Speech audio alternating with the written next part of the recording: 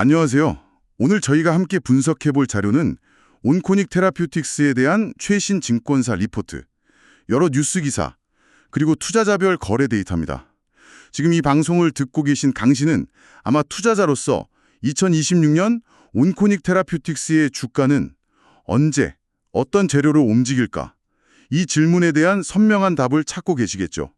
보내주신 자료들을 쭉 살펴보니까 2025년 연말 현재 이 회사는 정말 흥미로운 줄다리기 한가운데 서 있더라고요. 네, 그렇죠. 한쪽에서는 자큐보라는 신약 매출이 폭발적으로 늘면서 회사의 체력을 막 키우고 있는데, 다른 한쪽에서는 상장 1주년이 되면서 시장에 풀릴 수 있는 대규모 주식 물량이 주가를 꽉 누르고 있는 딱 그런 형국이거든요. 자, 이 팽팽한 긴장감 속에서 2026년의 기회는 어디에 있을지 지금부터 제대로 파헤쳐 보겠습니다. 네, 바로 그 두 가지 힘.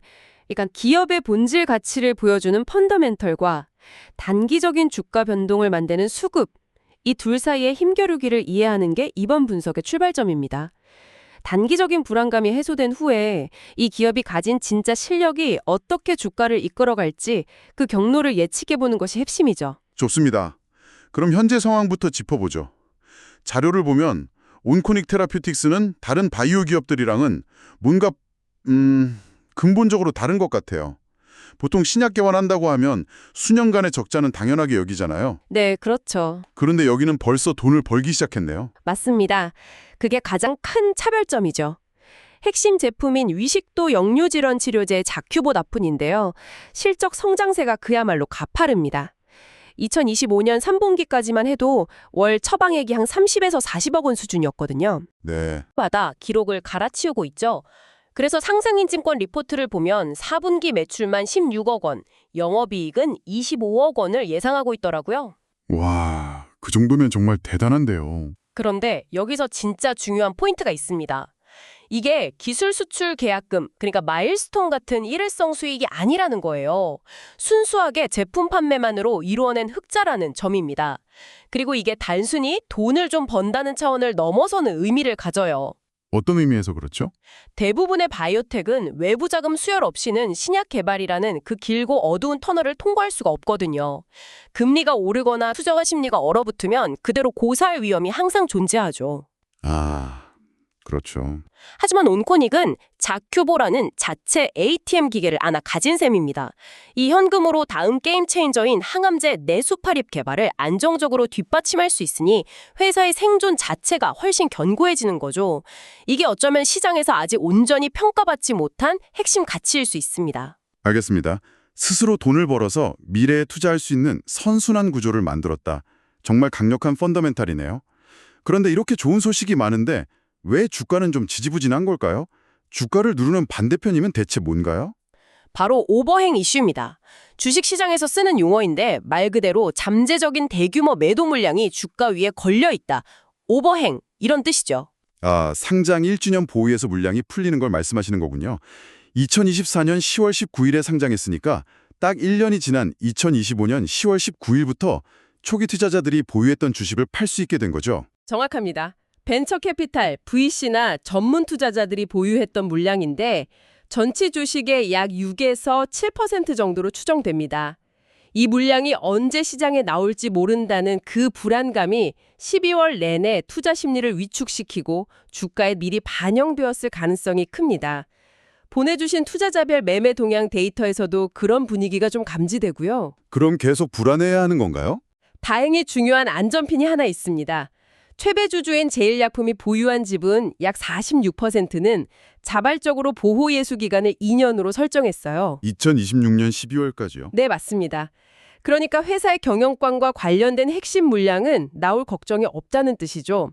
그래서 시장에서는 이 단기 수급 이슈만 잘 소화되고 나면 결국 회사의 본질 가치에 다시 주목하게 될 거라는 기대가 큰 겁니다. 그렇군요. 단기적인 수급 불안이 지나가면 결국 기업의 실력, 즉 펀더멘탈이 중요해질 텐데요. 2026년에 온코닉 테라퓨틱스의 성장을 이끌 핵심 동력은 구체적으로 어떤 것들이 있을까요? 크게 두 개의 강력한 엔진이 있다고 보시면 됩니다. 하나는 확실한 현재를 책임지는 자큐보, 다른 하나는 폭발적인 미래를 기대하게 만드는 내수파립입니다. 2026년 주가 모멘텀은 이 두 엔진이 언제, 어떻게 작동하느냐에 달려 있습니다. 좋습니다. 그럼 확실한 현재인 자큐보 엔진부터 살펴보죠. 국내 쪽을 보니 2026년 1월에 구강 붕해정 이라는 새로운 제형이 나온다는 내용이 있던데 이게 기존 약이랑 비교해서 어떤 장점이 있는 건가요? 실적에 큰 영향을 줄 만한 이벤트로 봐야 할까요? 구강붕해정은 물 없이 혀 위에 놓고 녹여 먹을 수 있는 약입니다. 알약을 삼키기 어려운 환자나 외래 환자들의 복용 편의성을 크게 높여주죠. 물론 처방이 늘어나는 데 긍정적인 영향을 주겠지만 솔직히 이것만으로 주가를 크게 움직일 만한 재료는 아닙니다. 자큐보의 진짜 핵심 모멘텀은 국내가 아니라 글로벌 무대, 특히 중국 시장에 있습니다. 중국 시장 진출. 물론 기대되는 부분이죠. 그런데 4조 원 시장이라는 게 그림의 떡이 될 수도 있잖아요. 중국 현지 제약사들과의 경쟁도 치열할 거고 약가 문제도 있을 텐데 리포트에서 이런 리스크에 대해서는 어떻게 언급하고 있나요? 아주 좋은 지적입니다. 당연히 리스크가 있죠. 하지만 온코닉은 직접 진출하는 대신 중국의 대형 제약사인 리부존 파마와 손을 잡는 전략을 택했습니다. 현지 유통망과 판매 노하우를 가진 파트너를 통해 리스크를 줄인 거죠.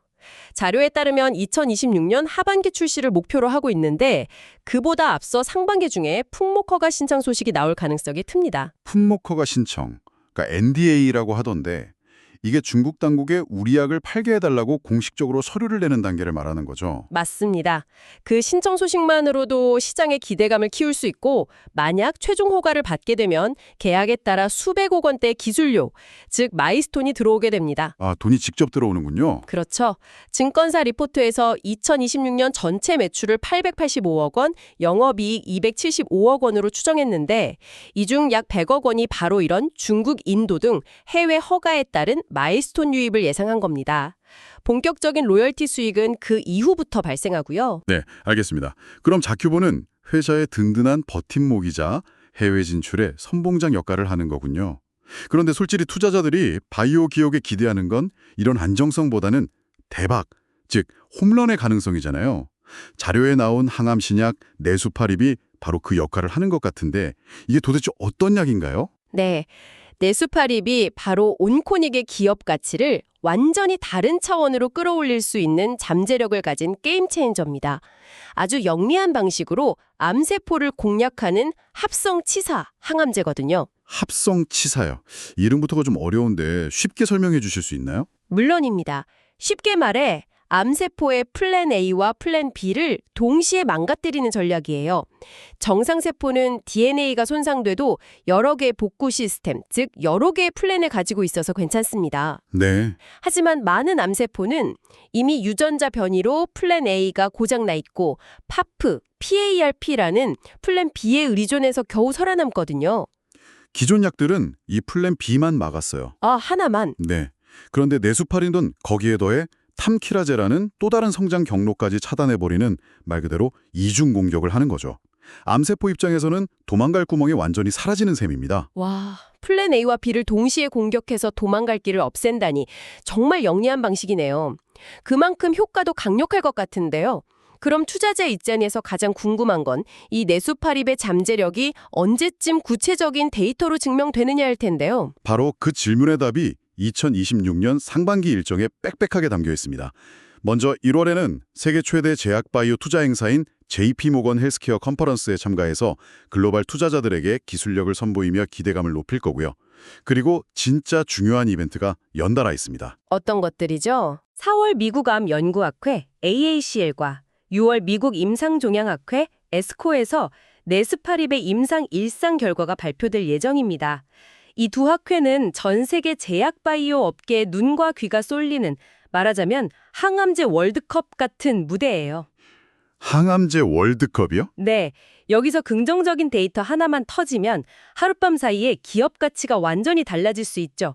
그만큼 기대와 긴장감이 엄청난 이벤트입니다. 항암제 월드컵이라니 비유가 확 와닿네요. 그만큼 중요한 무대라는 거군요. 그런데 최신 뉴스를 보니까 이미 진행 중이던 췌정암, 자궁내막암 임상 2상에 더해서 바로 어제죠. 12월 17일에 재발성 위암에 대한 임상 계획도 시작 첫 승인을 받았다고 하던데요. 이렇게 적응증을 계속 늘려나가는 건 어떤 의미가 있나요? 아주 중요한 포인트입니다. 이로써 온코닉은 총 3개의 암종에 대해 임상 이상 단계 파이프라인을 확보하게 된 겁니다. 이건 네스파립이라는 약 하나가 특정 암에만 듣는 게 아니라 여러 종류의 암을 치료할 수 있는 플랫폼 기술이 될 수 있다는 가능성을 보여주는 거거든요. 파이프라인의 전체 가치가 덧셈이 아니라 곱셈으로 늘어나는 효과가 있는 거죠. 자, 정말 많은 정보가 나왔네요. 그럼 지금까지 나온 내용들을 종합해서 당신을 위한 2026년 모멘텀 캘린더를 한번 만들어보죠. 시기별로 어떤 이벤트에 집중해야 할지 명확하게 정리해볼까요? 좋습니다. 2026년은 크게 상반기와 하반기로 나누어 볼 수 있습니다. 먼저 2026년 상반기 1월부터 6월까지는 단연코 네스파립의 시간입니다. 핵심 키워드는 학회 발표와 임상 데이터겠군요. 1월 JP모건 컨퍼런스에서 분위기를 띄우고 4월 AACR과 6월 에스코에서 공개될 임상 데이터가 얼마나 좋으냐에 따라 상반기 주가의 방향이 결정되겠네요. 맞습니다. 국내에서 1월에 자큐보 구강봉회정이 출시되긴 하지만 주가에 미치는 영향력은 그 항암제 월드컵에서 발표될 네수파립의 데이터에 비하면 제한적일 수밖에 없습니다. 상반기에는 모든 시장의 시선이 네수파립에 쏠릴 겁니다. 오케이, 그럼 하반기로 넘어가 볼까요? 상반기의 주인공이 네수파립이었다면 하반기에는 다시 자큐보가 무대의 중심으로 돌아오겠군요. 자큐보, 중국 대륙으로 이렇게 제목을 붙여도 될까요? 아주 정확한 표현입니다. 하반기의 핵심 키워드는 중국 허가와 글로벌 매출 과시화입니다. 자큐보의 중국 품목 허가, NDA 승인 여부와 그에 따른 마일스톤 유입, 그리고 실제 출시 시점이 하반기에 가장 큰 주가 모멘텀이 될 겁니다. 허가가 나면 수백억 원의 현금이 들어오고 동시에 4조 원짜리 거대 시장에 대한 로열티 수익 기대감이 본격적으로 주가에 반영되기 시작하겠군요. 여기에 인도나 남미 같은 다른 신흥국 허가 소식까지 더해진다면 금상첨화고요. 그렇죠. 그러니까 전체적인 그림을 보면 상반기에는 우리에게 이렇게 엄청난 잠재력을 가진 항암 신약 기술이 있다고 네수파립으로 시장의 기대를 한껏 끌어올리고, 하반기에는 그리고 우리는 실제로 이렇게 돈도 잘 번다는 걸 자큐보의 해외 실적으로 증명해 보이는 그런 흐름을 예상해 볼 수 있겠습니다. 정말 명쾌한 정리네요. 2026 온코닉 테라피틱스는 자큐보라는 안정적인 현금 창출원을 기반으로 중국 시장 진출이라는 가시적인 성과를 노리는 동시에 네수파립이라는 혁신 신약의 잠재력을 전 세계에 증명해야 하는 정말 중요한 한 해가 될 것 같습니다. 상반기에는 네수파립의 임상 데이터, 하반기에는 자큐보의 중국발 뉴스에 집중하시면 되겠군요. 네, 그렇습니다. 자큐보는 기업의 안정성을, 네스파립은 폭발적인 성장 가능성을 상징합니다. 2026년에는 이 두 개의 엔진이 얼마나 조화롭게 그리고 강력하게 작동하는지가 주가의 향방을 결정할 겁니다. 좋습니다. 그럼 마지막으로 이 자료들을 바탕으로 당신이 앞으로 뉴스를 보면서 더 깊이 생각해 볼 만한 질문을 하나 던져드리고 싶습니다. 온코닉 테라피틱스는 스스로 돈 버는 바이오텍이라는 다른 기업들이 부러워할 만한 매력적인 스토리를 이미 만들었습니다. 만약 2026년에 네스파립의 임상 데이터까지 성공적으로 발표된다면 시장은 이 회사를 단순히 P캡 계열 위장약 잘 파는 회사로 계속 평가할까요? 아니면 차세대 항암제를 보유한 글로벌 바이오 기업으로 그 위상을 완전히 재평가하기 시작할까요? 이 두 가지 평가 사이의 거대한 간극이 바로 2026년에 당신이 주목해야 할 기회이자 리스크가 될 수 있습니다. 이 질문을 염두에 두고 다가올 뉴스들을 지켜보시면 훨씬 더 흥미로울 겁니다.